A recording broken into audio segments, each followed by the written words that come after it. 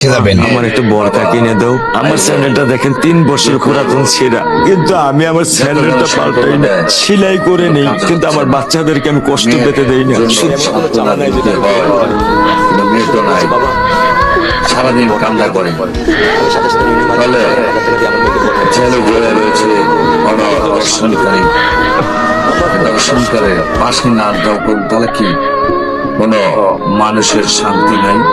এমন দর্শনকারীরা যখন কোনখানে পলিটিক্স আইনের ভিতরে দিয়া পলিটিক্স করে কোনো বাস্তজন না পারে, এটি আমি দৃষ্টি আকর্ষণ করছি যে আইনের প্রতি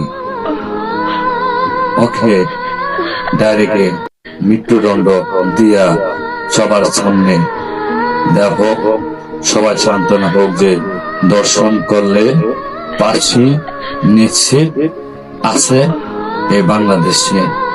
আমি এটা আশাবাদী সবার থেকে। আর মেয়ের বাবাকে সান্ত্বনা দেওয়ার মতন ভাষা আমার থেকে নাই, এমন কেউ নাই। আল্লাহ যেন এই মহিতা তার বাবাকে যেন আল্লাহ পাকে সুস্থ রাখে, মন ভালো রাখে, তার মা বাবাকে। আল্লাহ হাফেজ।